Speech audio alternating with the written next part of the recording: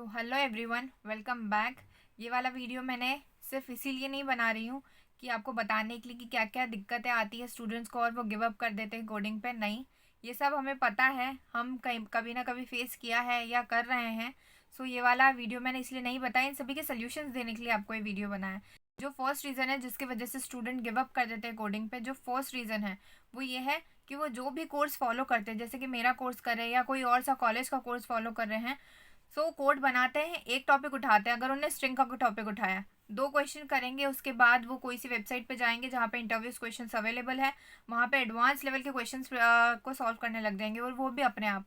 वो नहीं हो पाता है क्योंकि आपने सिर्फ दो क्वेश्चन करे हैं, आपके पास एक्सपीरियंस नहीं है वो सारे क्वेश्चंस का, ना आप उस टाइम पे लॉजिक बिल्डअप कर पाओगे। उसका सबसे ईजिएस्ट वो फॉर्मूला या तरीका ये है कि आप जो भी कोर्स फॉलो कर रहे हो, भले मेरा कर रहे हो या कॉलेज में आपको जो दे रहे हैं वो कर रहे हो, पहले उन सभी क्वेश्चंस को देखो कि क्या क्या वो टीचर करा रहा है। क्वेश्चंस कम से कम 10 से 15 क्वेश्चंस उनको फॉलो करो, उसमें से 5 बेसिक लेवल के क्वेश्चन करो, 5 मीडियम लेवल के करो, 5 एडवांस लेवल के करो। और क्वेश्चन सॉल्व करने के साथ साथ उनका लॉजिक देखो कि वहाँ पर लॉजिक में क्या लग रहा है, किस टाइप का लॉजिक लग रहा है और वो क्यों लग रहा है। आप खुद उसका जवाब दो। उसके बाद थोड़ा चेंजेस आप क्वेश्चंस में अपने आप करो ताकि आपका भी टेस्ट हो पाए। अगर आपने एक क्वेश्चन उठाया स्ट्रिंग का, वो एक तरीके से आपने क्वेश्चन कर लिया, उसका सोल्यूशन कर लिया जो भी टीचर ने समझाया आपको, ठीक है। उसके बाद उस क्वेश्चन में आप अपने आप चेंजेस करो बाय योर सेल्फ। उसके बाद उस क्वेश्चन को सॉल्व करने की कोशिश करो, और कोई चीज़ का सोल्यूशन नहीं आ रहा है तो एआई है, उससे हेल्प लो। वहाँ पर देखो कि मैं क्या गलती कर रहा था या कर रही थी और मुझे क्या नहीं करना चाहिए, उसको समझो उस सोल्यूशन को। उसके बाद बिना देखे अपने आप करो, समझने के बाद। डायरेक्ट आप दो क्वेश्चन करने के बाद ये एडवांस लेवल पर मत जाओ। अगर ये करोगे तो फिर तो आपको हार्ड ही लगने वाला है। कोई भी स्टूडेंट नहीं कर सकता है एकदम से एडवांस लेवल क्वेश्चंस। पहले बेसिक लेवल पर जिनका भी आप कोर्स फॉलो कर रहे हो, आप पहले समझो, वीडियोस को देखो अच्छे से, उसके साथ साथ कोड बनाने की प्रैक्टिस करो। उसके बाद एक बार बिना देखे करो उसको। आपकी कोडिंग बहुत ज़्यादा अच्छी हो जाएगी, आपको प्रॉब्लम सॉल्व कैसे होती है, लॉजिक कैसे बिल्डअप होता है वो भी समझ आ जाएगा। और सेकेंड गलती है जो स्टूडेंट्स करते हैं, वो ये करते हैं कि वो या तो लास्ट ईयर में होते हैं अपने ग्रेजुएशन के या पोस्ट ग्रेजुएशन में होते हैं, उनके पास टाइम बहुत कम होता है क्योंकि प्लेसमेंट स्टार्ट होने वाले रहते हैं, और उस टाइम पे वो कोडिंग करना स्टार्ट करते हैं। तो वो ये करते हैं, हर टॉपिक के दो दो तीन तीन क्वेश्चन कर लेते हैं, डायरेक्ट एडवांस लेवल पे पहुंच जाते हैं। नहीं, अगर आपसे सारे टॉपिक्स कवर नहीं हो पा रहे, कोई भी 5 टॉपिक उठाओ भले ही या 6 टॉपिक उठाओ, उनके पहले बेसिक लेवल क्वेश्चन सॉल्व करो, उसके बाद मीडियम लेवल, फिर advance level.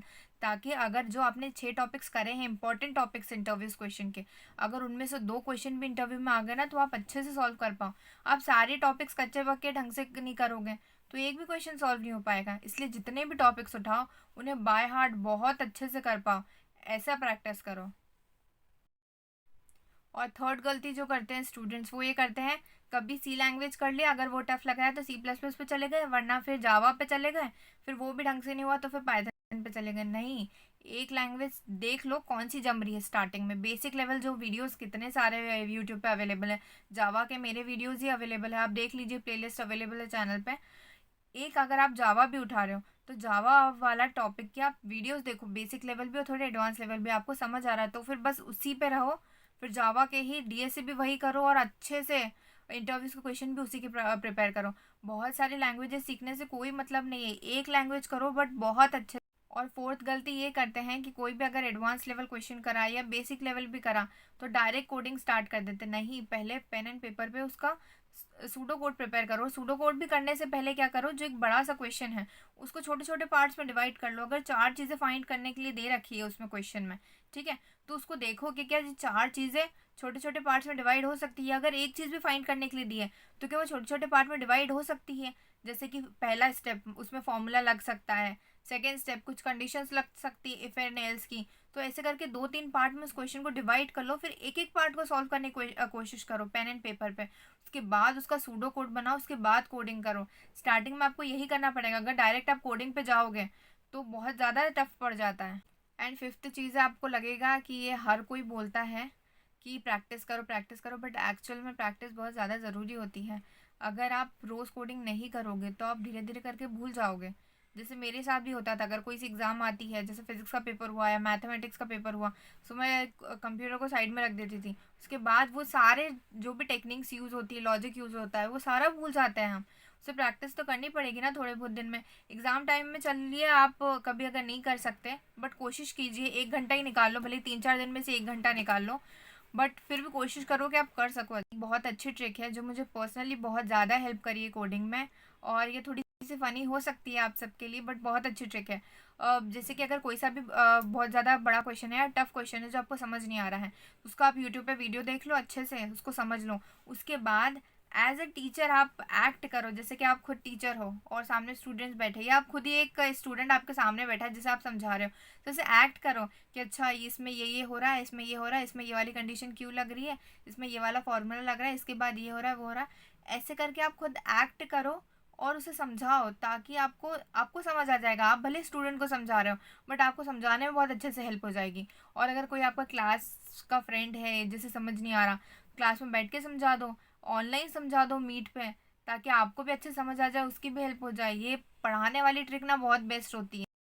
So I hope आपको ये ट्रिक्स और ये सारी चीज़ें बहुत ज़्यादा हेल्प करेगी कोडिंग में, जिससे कि आपकी कोडिंग बहुत अच्छी हो जाएगी।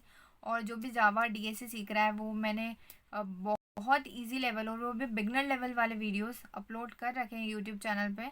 सो आप विजिट कर लीजिए, मैं डिस्क्रिप्शन में भी लिंक प्रोवाइड कर लूँगी। बिल्कुल बिगनर लेवल से मैंने जावा सिखाया है और डीएसए सिखाया है। सो आप उसे देखिए, आपको बहुत ईजी ट्रिक्स सीखने को वहाँ पर मिलेगी, और उन सब की प्रैक्टिस करना। आई होप आपको अच्छे समझ आ जाएगा, and thank you so much for watching. आप चैनल को सब्सक्राइब कर दीजिए, लाइक कीजिए, कमेंट कीजिए एंड शेयर कर दीजिएगा अपने स्कूल कॉलेज के फ्रेंड्स में।